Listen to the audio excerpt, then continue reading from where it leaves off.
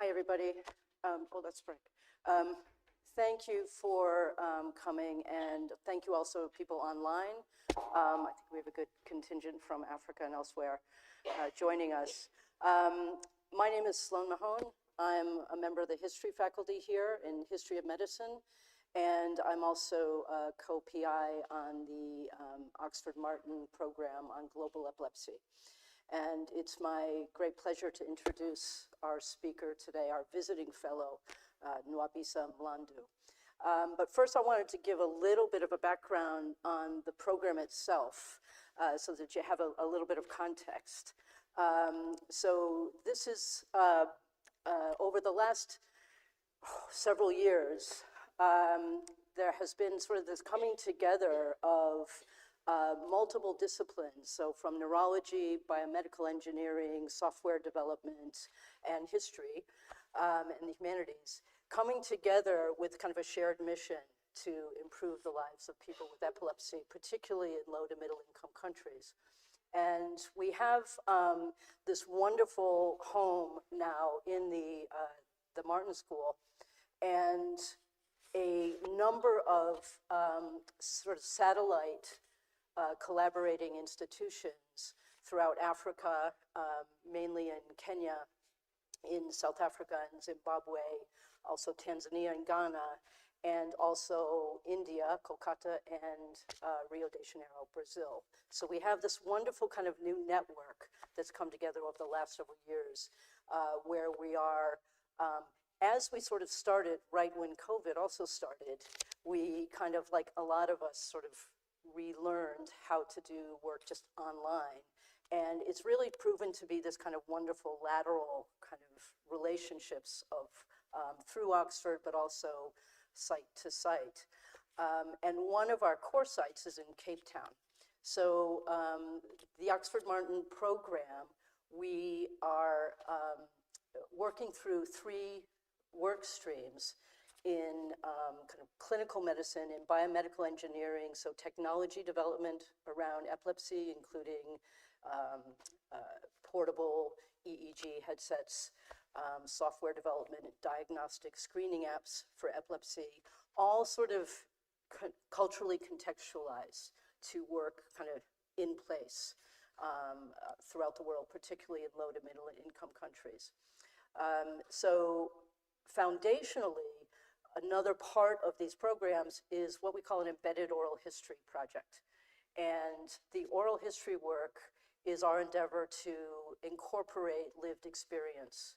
So the experts on lived experience of living with epilepsy in certain contexts, what that means, and making sure that those voices are heard and also part of kind of initiatives moving forward. So we're very fortunate that one of our key partners in this program in Cape Town is Nwabisa. I'll just give you a little bit of an introduction to Nwabisa, but she'll also tell you a little bit about herself. So she's our visiting fellow here for a month, and she is a neuropsychologist by training. She'll talk a little bit about what that entails, and she's also now completing a master's in neuroethics at the Neuroscience Institute at the University of Cape Town. Epilepsy is a strong area of interest for her, but training in oral history was also, it's an additional skill that she's now developed over the last couple of years. So she'll be talking about her engagement with this methodology and what it means within the kind of larger clinical and social picture for Cape Town. I think that's all I have to say to introduce Nwabisa. She'll speak for probably maybe about 40 minutes, and then we'll open up for questions and really just kind of conversation and dialogue. And we also have, I think, participants online may also engage with some questions as well. And then we'll have a little reception, okay, that everyone's welcome to. Nwabisa, can I ask you to come up? And thank you very much. Thank you.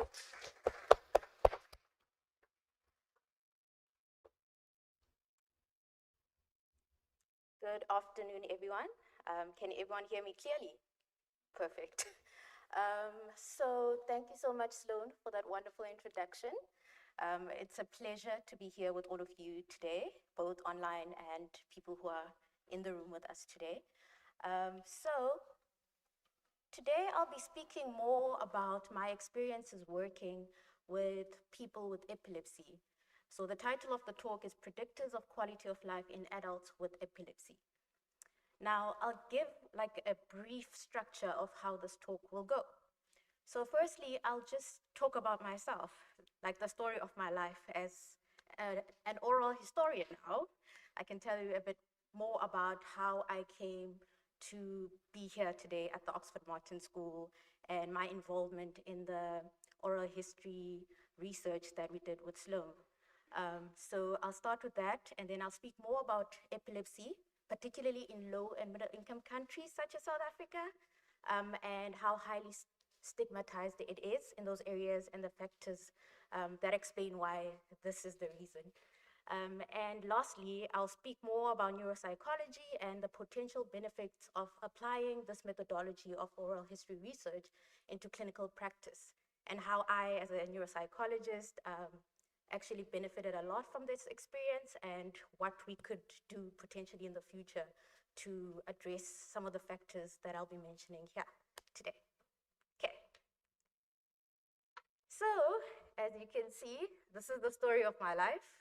You get to see me grow from a young child in preschool to me last year. So this was me last year. So on your far right, so I'm terrible with direction, so I had to do this to know that that's far right. So on your far right, that's me, my dad, and my brother. And that's my childhood, basically. I was a very curious child, and I was privileged to grow up in both rural and urban settings. So I'm originally from a very small town called Mount Fletcher in the Eastern Cape in South Africa. And one interesting fact about my town, it's where former President Thabo Mbeki's mother was born. So we raised giants there.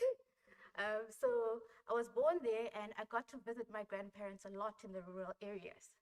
And one interesting or important thing that I learned was that there's added barriers to healthcare or receiving care in rural areas as compared to urban areas, because I moved around a lot and I got to experience this firsthand. And that's the one thing that informed my research in later life, because I did live the experience, so I knew what I was talking about when I came into the research space. So another thing that I did learn in my childhood was how important knowing about other people's cultures and how this affects their outlooks later in life. So I moved around a lot and got to learn a lot of languages, because I moved in different provinces in South Africa. I learned like 6 languages, so now I'm fluent in 6 languages. And I've always believed that language gives you access to knowing more about how people perceive their own experiences. And this is particularly important when it comes to psychology, because then you get to understand them from their own context, not from what you perceive them to be. So I hope that makes sense. But I did learn a lot about other people's cultures, and that piqued my interest in cross-cultural research, which is one of my major interests, as you'll see later on. So moving on to university, that's me and my mom. So I decided to go into psychology and philosophy for my undergraduate degree, mainly because I was fascinated by the brain, of course, and the mind-body problem. I also wanted to make sure that the research I do is culturally relevant and locally appropriate for the context in which I do the research. So I thought psychology would be best place to start, because there's lots of potential to actually do that work there.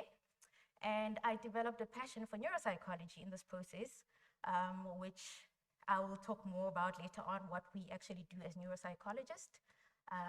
So I developed a passion for neuropsychology and did 2 years of master's in neuropsychology.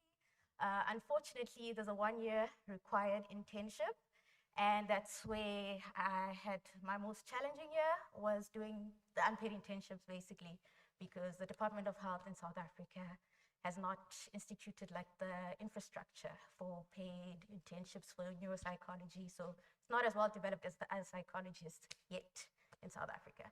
So luckily, this year, whilst I was doing my unpaid internship, one of my supervisors told me about a potential study on global epilepsy, and I've always been passionate about doing work with epilepsy patients, and that was one of my major research interests. So she told me about the study that Sloan was talking about, and I decided to join the study and become one of the oral history interviewees.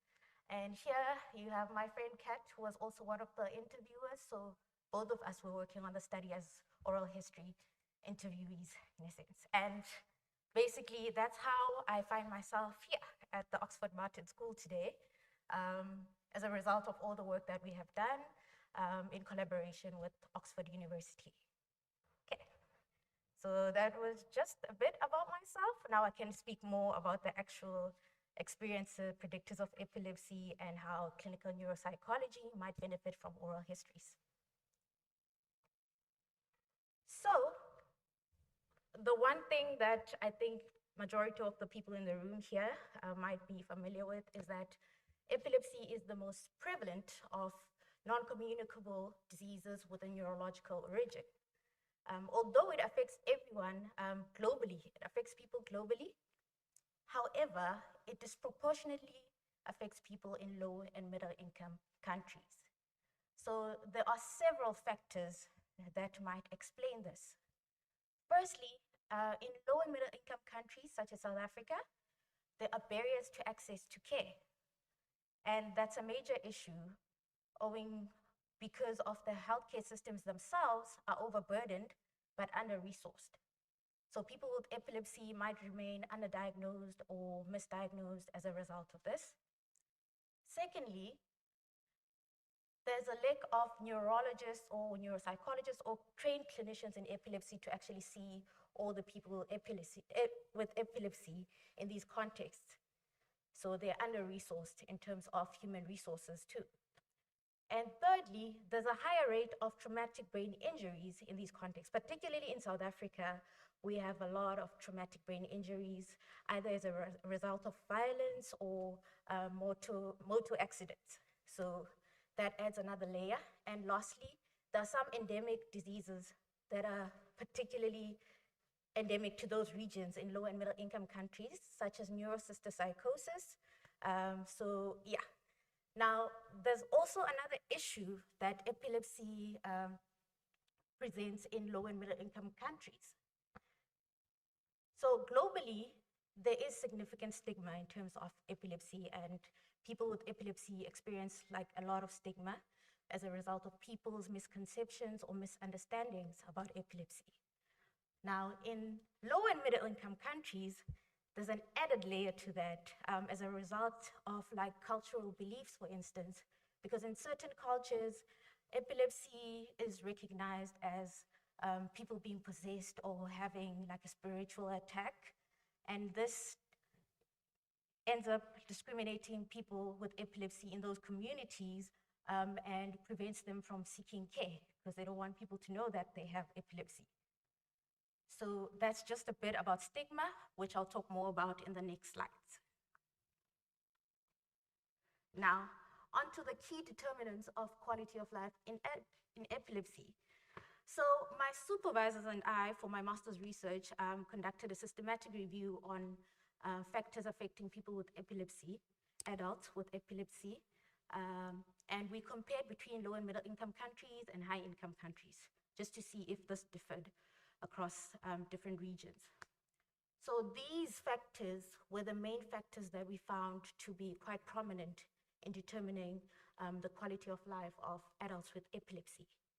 So firstly, epilepsy-related factors have been found globally to be the main factor that affects people, particularly people with drug-resistant epilepsy.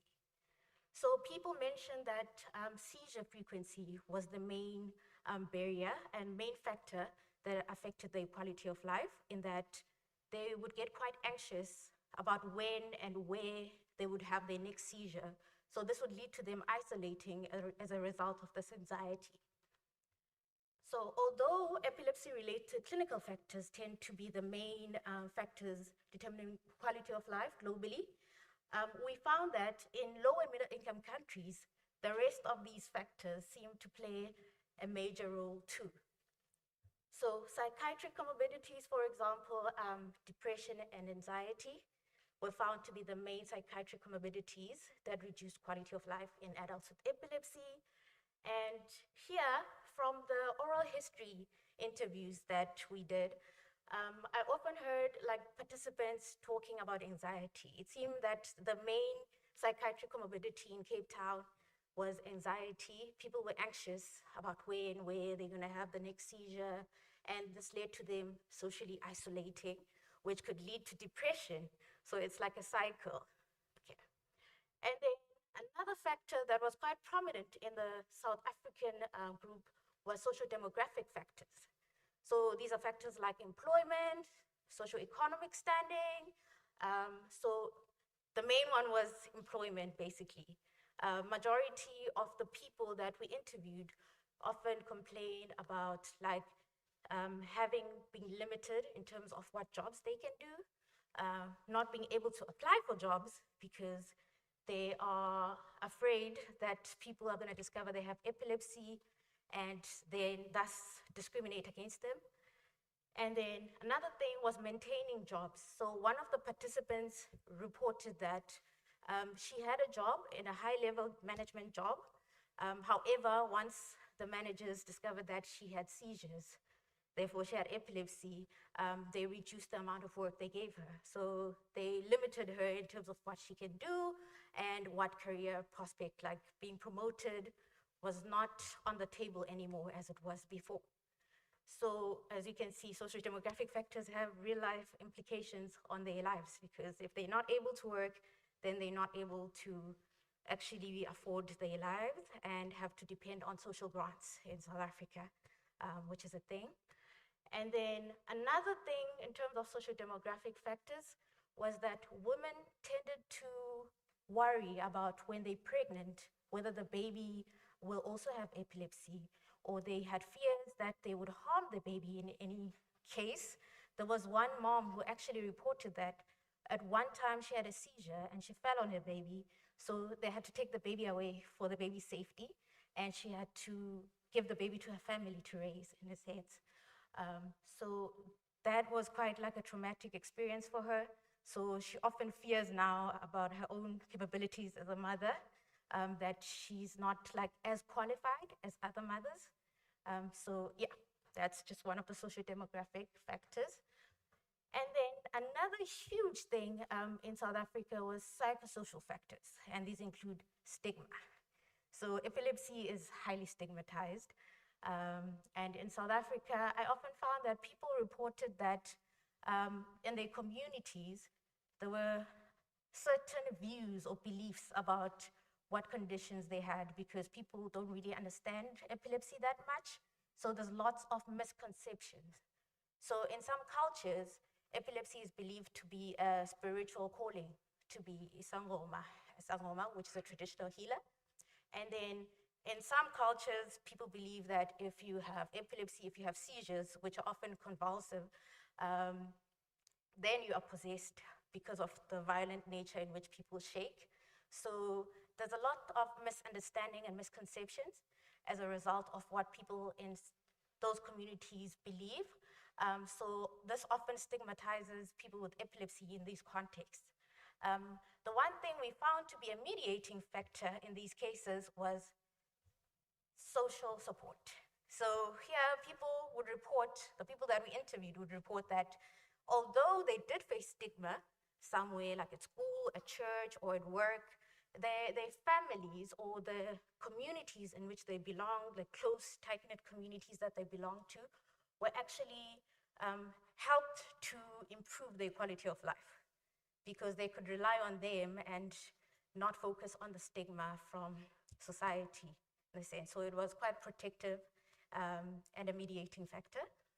And then in South Africa, we have like a high rates of violence, like whether it be gender-based violence, intimate partner violence. There's lots of violence in South Africa. And that's the one thing that I did recognize from most of the participants from the study. They noted bits of violence, or like being in communities where they have to be extra careful, because if they have a seizure in an unsafe space, then they might end up being a victim of violence. So for example, trigger warning, there was one participant who actually had a seizure somewhere, and it was some area, not at home, not in a safe space.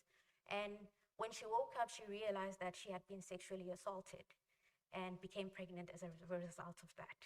So it was quite a traumatic experience for them.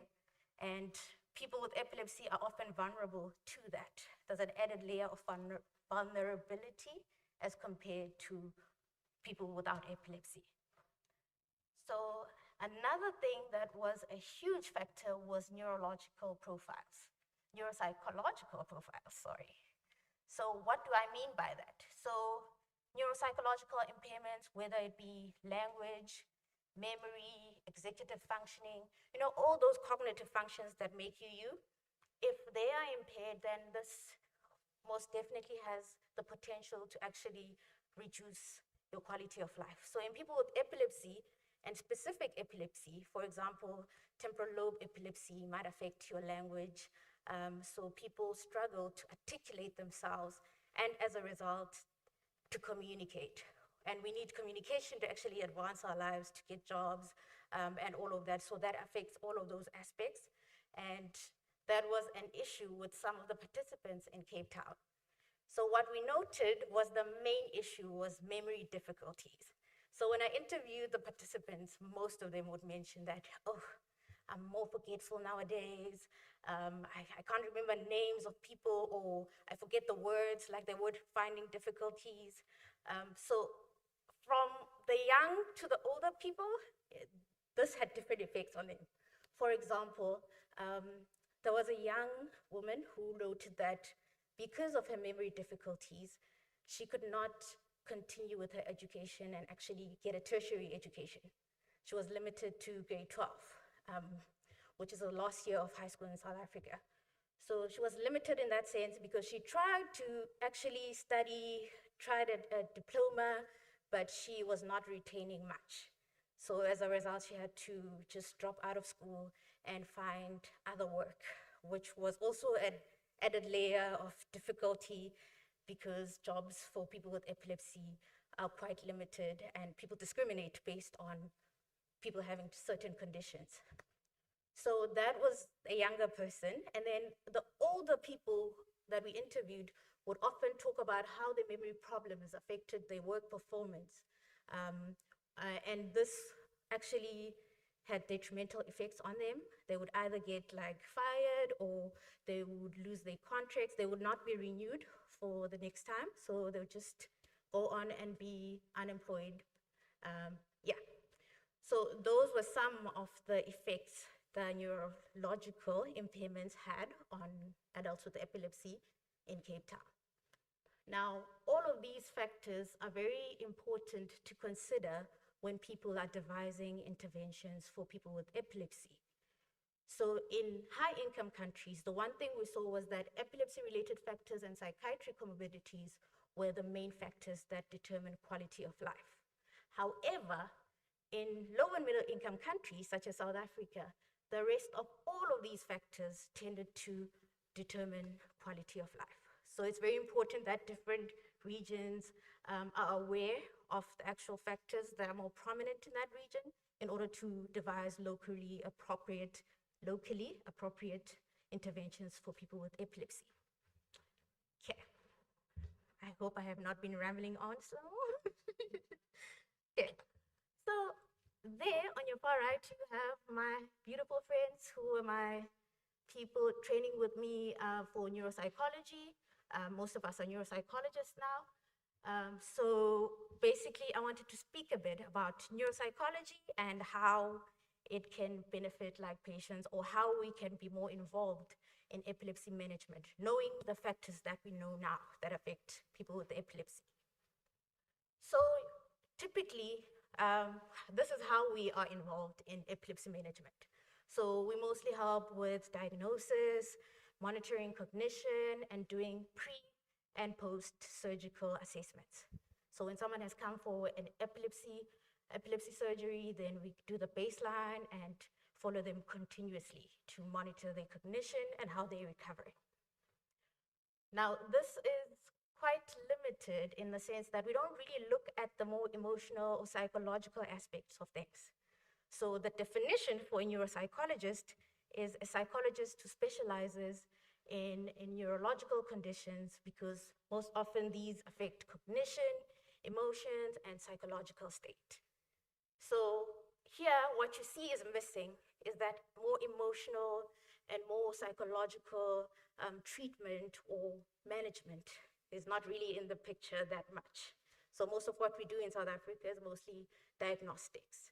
So there's potential to actually continuously monitor and follow people with epilepsy. Now that we know the factors affecting them, like the psychiatric comorbidities, then find ways in which we can incorporate that knowledge into our clinical practice. Yeah. So this is one suggestion, one way of doing that. So oral histories and neuropsychology. I use that, you use your voice, because it's very important to actually hear the voices of patients themselves narrating their own experiences, and not always like the researchers and their interpretations of what people with epilepsy need or would benefit from.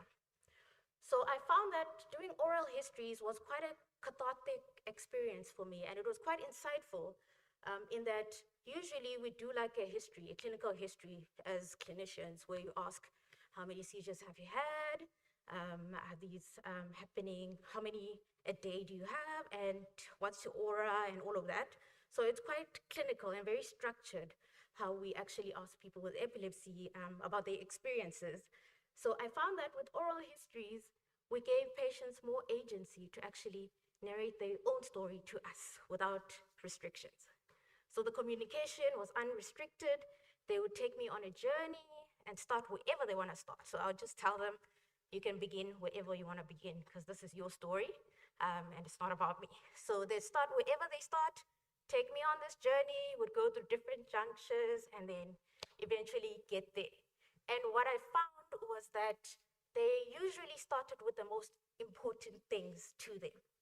So what their needs are, what their challenges are, and how they have been living their lives with epilepsy. So I found this very important, because then you are not giving them the words, they are the ones informing you and educating you about their experiences. And that's very important in research and in clinical practice. So I found that oral histories can actually help us as neuropsychologists to also understand people with epilepsy better, and also do more research. If we had more oral history repositories of people with epilepsy and hearing them, their experiences, their voices, then it would be easier to design and advocate for people with epilepsy, and design programs that actually are more impactful on their lives, rather than what us researchers might think would be more important or more crucial in the management of epilepsy as a whole. So the one thing that I always emphasize, language development. As a cross-cultural researcher and someone who speaks many languages, I've always found that language is it's an entry step into people's cultures. So you step in, and then you get to discover a whole different world that you didn't know existed once you know people's languages. And it's quite like an incredible feeling to be privileged to be able to experience that. So in terms of oral histories and neuropsychology, language development in epilepsy, in Xhosa, in Afrikaans, it's not as well developed. I find that we have so many terms in English. We can actually articulate a lot of things about epilepsy in English. However, in Xhosa, it's very limited. Like, for example, if you ask someone if they're having a seizure in Xhosa, you ask them, uyaqhuzula. And that's one word that usually means convulsive seizures. So the motor seizures that typically look violent, like the shaking and all of that. But it doesn't really capture non-motor seizures at all.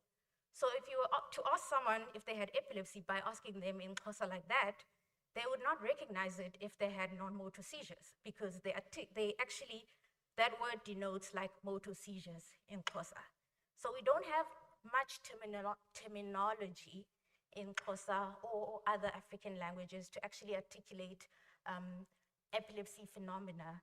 So that's why I believe that having the oral histories and hearing from the patients or participants themselves speak about epilepsy would help us develop like a glossary or terminology for epilepsy that is more relevant to them, because you hear it from them and how they speak about epilepsy, then it can help clinicians to actually ask those sort of questions to probe more and lead to earlier diagnosis and reduce like misdiagnosis in the long term.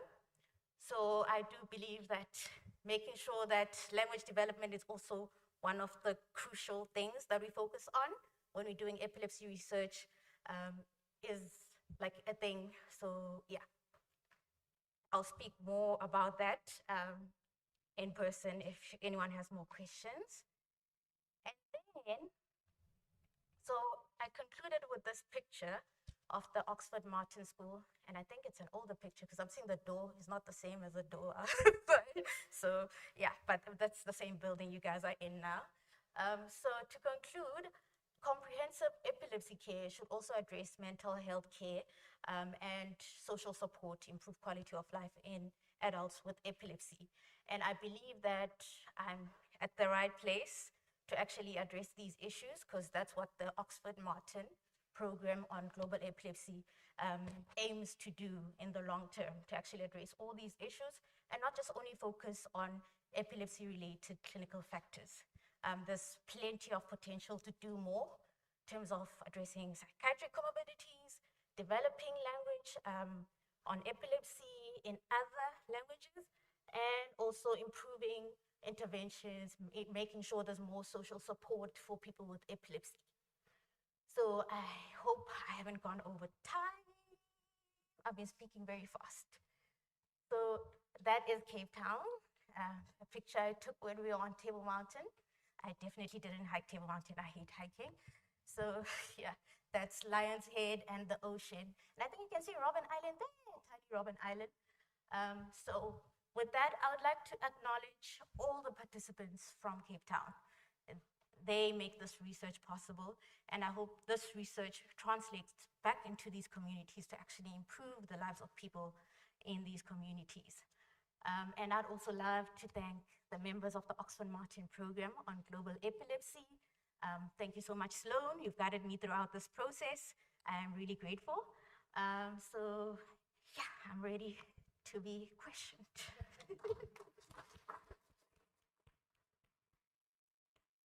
You can have a seat, be a little more comfortable. So Nwabisa is ready to be questioned, she said. And I'd like to start. I mean, it almost makes me quite emotional to hear kind of your journey and your experience, and just knowing where we started. And there are members of the program here, Charles Newton principally as well. I should have acknowledged you in the beginning, Charles. Just to kind of see this program really come to fruition and see how it's worked on the ground, and what all of us as researchers and participants have gotten out of this, and also acknowledging the participants who gave time in really difficult circumstances, and that really does have to be acknowledged. But let me kind of start with, obviously with the oral history work. One thing I want to say is I'm really impressed with something you said that I didn't know, which was when you begin the interviews, the kind of opening line is begin where you want to begin. And because, you know, one of the things that we talked about in kind of training and so forth and looking at oral history method was, you know, this is not a clinical interview. This is not a neurologist speaking to his or her patient. It is kind of open-ended. It is allowing no restrictions. And, you know, I often would start with, you know, tell me about where you grew up. So just start a conversation and people will go, you know, in a direction because they will talk about what's important to them. But I really like begin where you want to begin. That's even more open.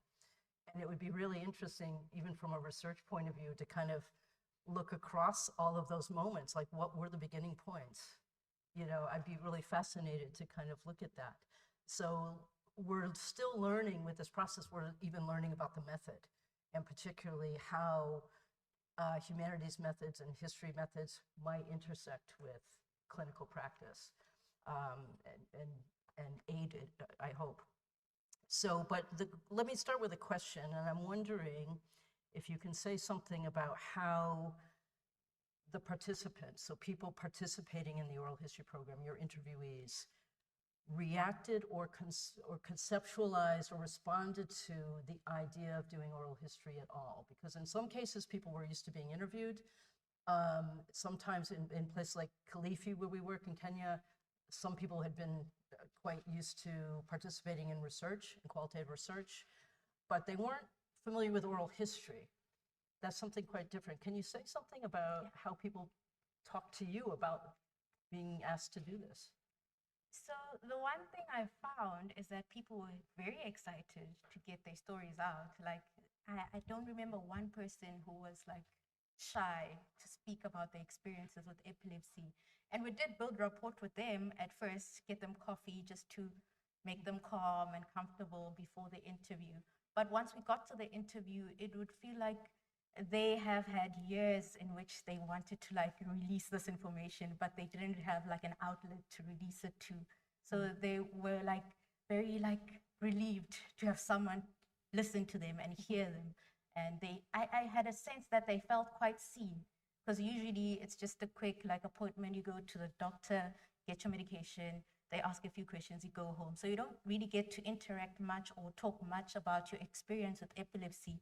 And that's what I saw with them. They would get very relieved and they were excited to share, start wherever they start. And I think that gave them like that was a good way to make them calm, was begin wherever you want to begin, because you'd see that they're anxious. So you say, telling you the story of my life. And then once you told them, begin wherever you want to begin, then they just start wherever and then lead you to the rest of the road with epilepsy, the rest of their journey with epilepsy. And I think it's really, this is one of the things in the program I think we're quite interested in, the idea that, as you've said, some people have harrowing stories, and a lot of people, almost all, would have difficult stories to tell, and that is ever present.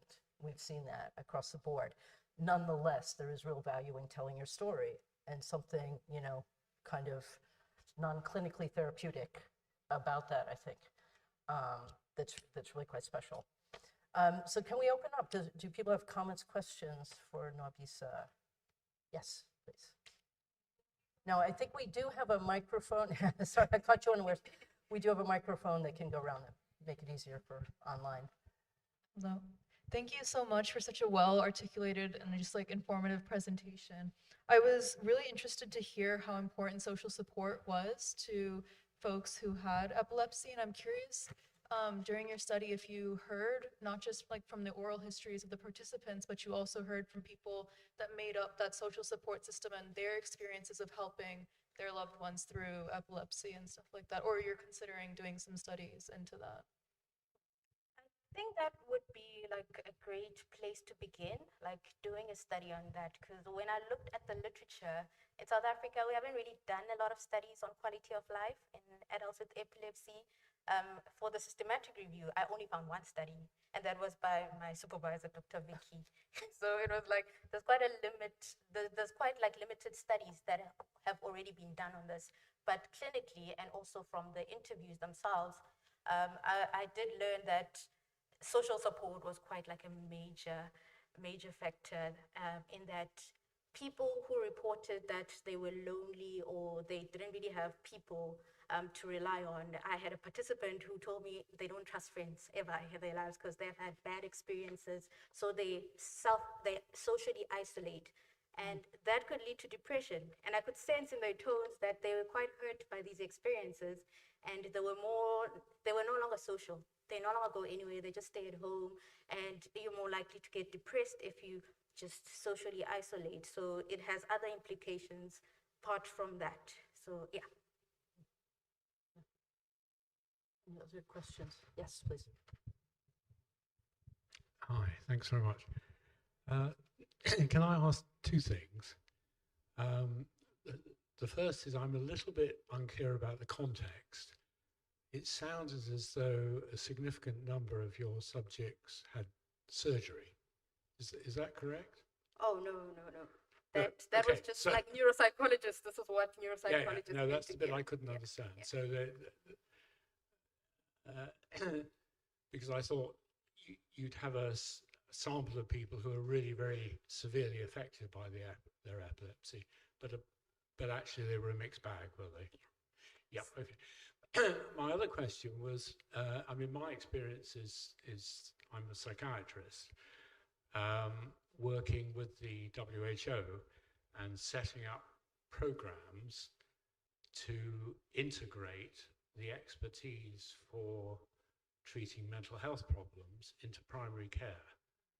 So in disaster situations, you set up a primary care system wherever it's needed, and then you make sure that the doctors who are running that are fully equipped to recognize and treat mental health disorders. And that actually, within the WHO side of things, does include epilepsy.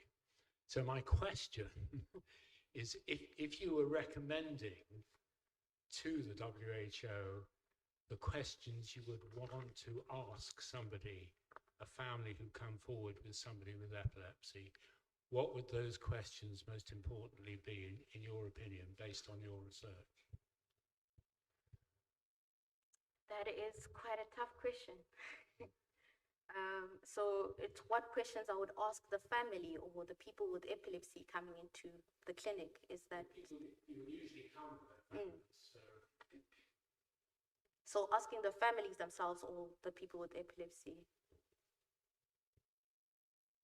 Your choice. Oh, okay. So it's quite a tough question, and also there's like differences like in patients and participants. So I would have to actually learn more about the patient and their families in order to actually know what sort of questions to ask, because then I consider their context. So I need to know more about the patient and their families, because some people are not close to their families, or some people's families don't know they have epilepsy due to certain reasons. So it's very important to know that background information first in order to like actually devise the list of questions that you would ask them. Did you also want to, what about sort of advising on like a big scale, like something generalizable for like a WHO kind of? Absolutely, yes. Because obviously there are multiple factors that feed into the stigma, to the reason why people don't seek help or feel ashamed. And what the research you're working on is really interesting, and it could inform the sort of questions and your approach in a sort of primary care setting. Yeah, so that's my interest. So maybe having the different domains and just structuring questions based on like the different factors would be like a good way to start.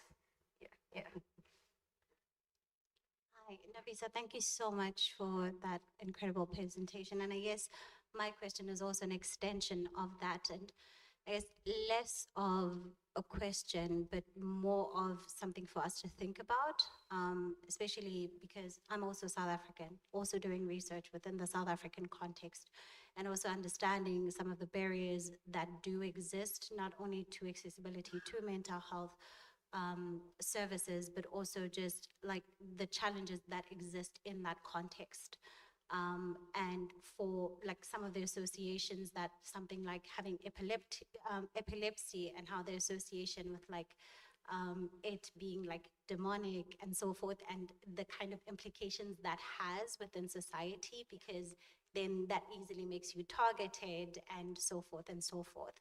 And I just wondered about that, like in terms of us thinking about how do we even develop this vocabulary? What does that look like? Like, how do we overcome some of these barriers that are there? Because I can just imagine that even with these participants, on the one hand, because also in some of the research that I've also been doing, on the one hand, you do have people who are ready to, freely share within that space, but also some people who are very hesitant about the implications of sharing within that space and what that might mean for them. And I guess firstly thinking about how we do that from that framework, and making sure that as much as we're creating these spaces and we want to do this kind of research, it's also accessible to them, in a sense that, you know, the various levels of accessibility, that these, you know, language related barriers, cognitive related barriers, and so forth. And thinking how we create room and space to be able to be more inclusive and make it a lot more accessible to people, but also in a practical sense, like how do we actually do it?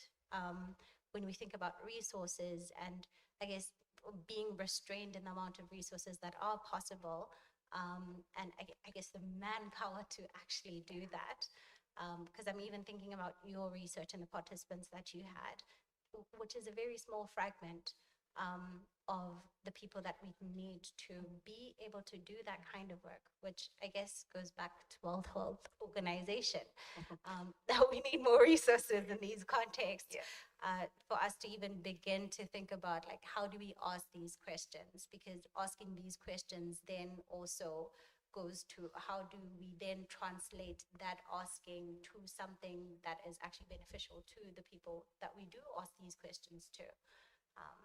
So yeah, thank you for that. That is incredibly insightful, and I do actually share the same sentiments, because mental health in South Africa is underfunded compared to the rest of the health. So we are very limited in terms of what practical solutions we can actually come up with. I remember with my training, the one useful thing I was useful for was translating tests, batteries, translating resources to Xhosa, because I was the Xhosa speaker there, and we had a large population of people at Grooteskier that speak Xhosa. So I had to translate a lot, but translation is not enough. Like, there's so many cultural nuances that are not captured by translation. So that's like a bigger problem that unfortunately I don't even know where I would start. But I did say that during this fellowship, I would try to come up with some terms for Xhosa that would help translators at hospitals to actually ask patients, instead of using English terms as they are, because our languages are more descriptive. So you have to describe certain things and not just have one word for it, because you won't find that in Xhosa. So I wanted to try and develop that with the Oxford Martin School, so that at least we have that resource and we can actually have more translations of certain resources that we have available already. More questions? Yes.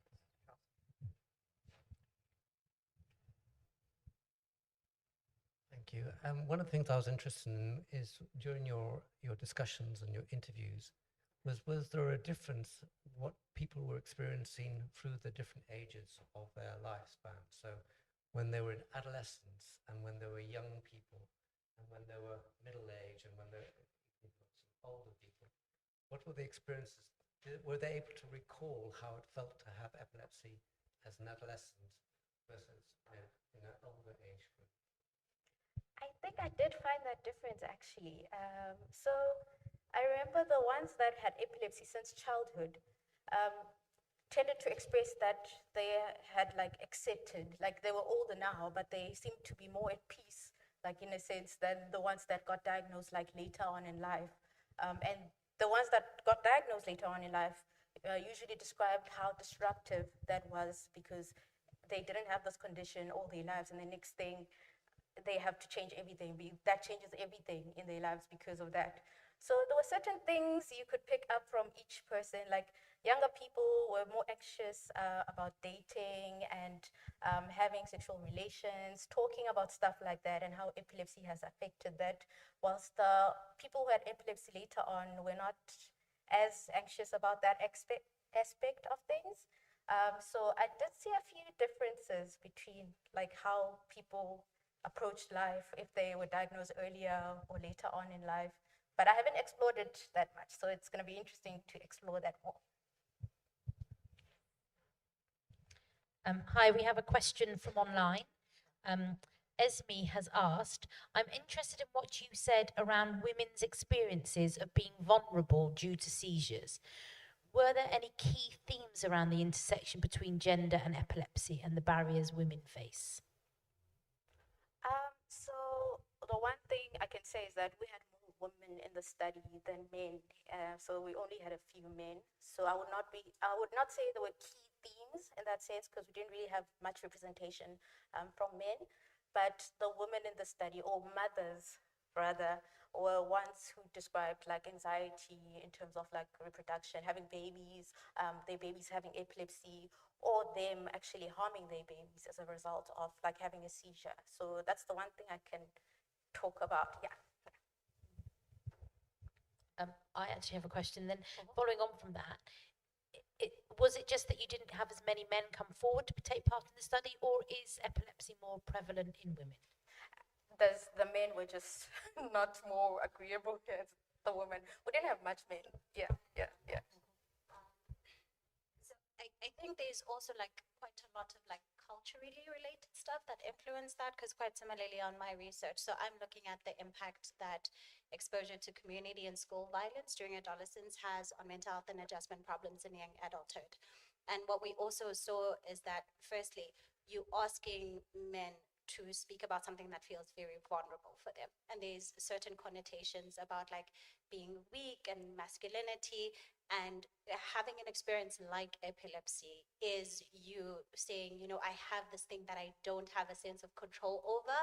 And that by extension makes me feel like I'm weak and vulnerable in a certain way, which is also something that's significantly difficult. And the people who did kind of engage as participants, something quite similar would show up, like it would be easier to speak about other people and their experiences rather than them sharing about their own sense of vulnerability and the kind of implications that has for them. And when some people did speak about these experiences, they also speak about like being worried about being perceived as being less manly, because you now experience this vulnerability that they are also able to acknowledge when they do engage in any kind of clinical interview, that, you know, it's a shared vulnerability, but it's like there's this expectation that as a man you shouldn't have that vulnerability. So even engaging in research like this, it's less about like men having less epilepsy than women in that context, and more like about like some of the social and cultural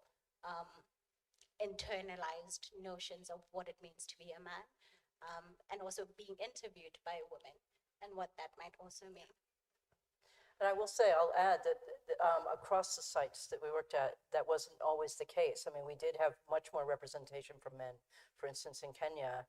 And I recall, I mean, some of the, I think there are still quite gendered discussions that happen. And there could be nuances in how, for instance, family relations kind of played out, right? I remember young men talking about conflicts with, say, a brother who's angry that they didn't have a job, you know? So it's that kind of tension that could be caused by, you know, and it is kind of hooked into sort of ideas about being a masculine provider, and then anxieties about your role in a marriage. And so some of that did come out. But yeah, quite interesting that it did play out that way in South Africa, and we can kind of think about that.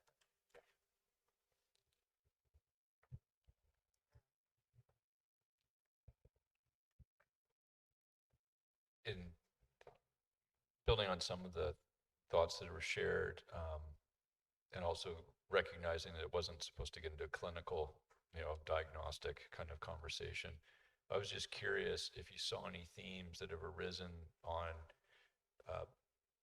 how that are correlated with how well people are responding to medication. So in terms of their perceptions and their family's perceptions based on, is their epilepsy manageable with pharma, or they're actually just not responsive, and if that actually changed some of their perceptions of their state, or also if there are common themes that are just have nothing to do with how well they are responding to medical treatment.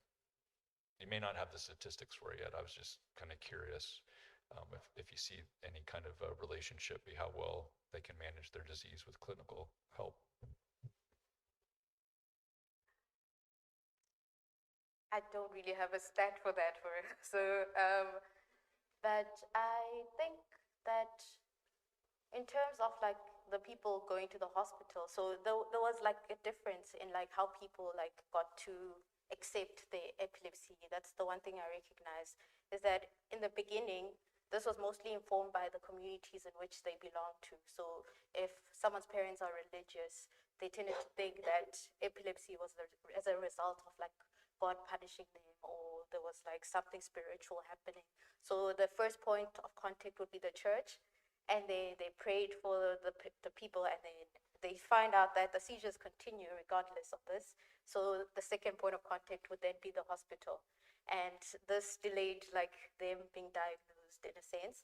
And I also saw this with people who believe in traditional healers, because they would not start off at the hospital. So if they had a seizure, if their family and their cultural beliefs are more traditional, then they'd start off with a traditional healer.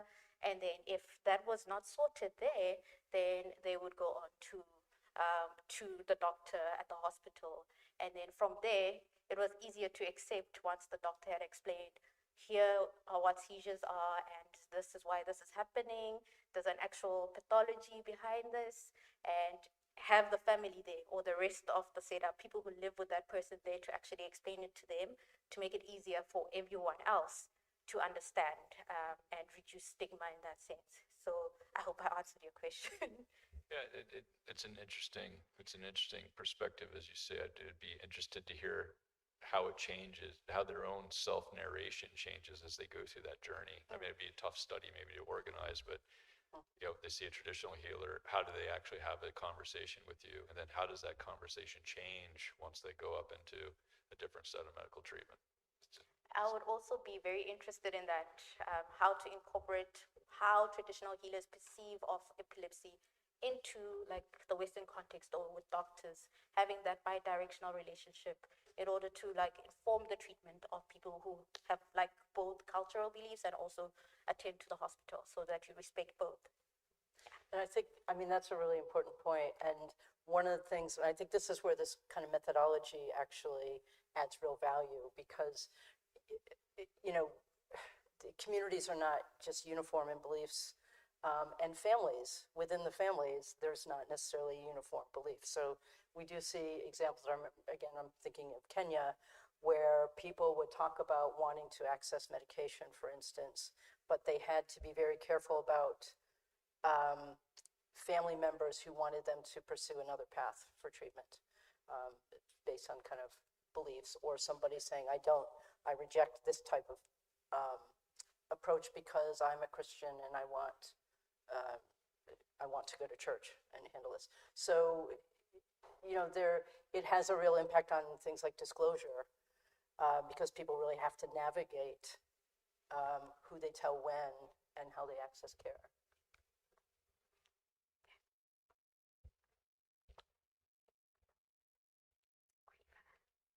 Thank you so much, Nwabisa. Fascinating talk. I suppose I wanted to know a bit more about what your future hopes for research in this area are, and not just future hopes for research, but for, you know, subsequent change in this area.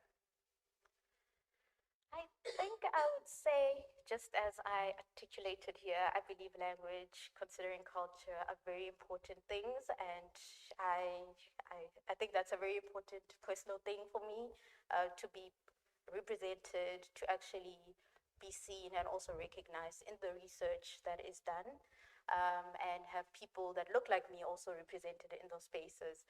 So I think having more culturally appropriate like interventions would be like the first step. That's what I'm looking forward to the most. Ensuring that the interventions we design are actually designed with the locals in those setups being considered, not just like a blanket approach to research and trying to like adapt things to a certain context, which might not fit with the people in that context. So that's why I believe in like ensuring that we try in any way we can to develop the language, It's not only epilepsy, also other neurological conditions, dementias. There's lots of stigma surrounding any neurological conditions in some African cultures. And sometimes that's due to language. Like there's no way to articulate this in your language, then you don't understand, then you come up with your own misconceptions. Oh, this is this, because you can't see it. So it's very hard to actually articulate in your own language. So it would be great to have that and have it accessible to rural communities too. So I think the one thing with the oral histories, they were in an urban setting. So I can't speak much about rural communities, which also experience their own added barriers to healthcare that we haven't really researched much about. And as someone who grew up in both rural and urban contexts, I can tell you that there's lots of stigma in rural communities as a result of misconceptions, and people there mostly speak their own languages. So English might not be the best way to approach them or design like community initiatives in these settings. You'd need members of those communities telling you, this is why we conceive of this particular condition in this way, and get their perspective in order to design things to hopefully educate and change that setting. So yeah. Any further questions or comments? I think, and nothing online, I'm assuming. Okay, well, I think we can wrap there. And certainly Nwabisa has earned her glass of wine. It's not from South Africa, I'm sorry, you're from a wine region. But thank you all for coming. Thank people online as well. And please join us for a drink and just a more kind of relaxed conversation that about Nwabisa's time here. Thank you.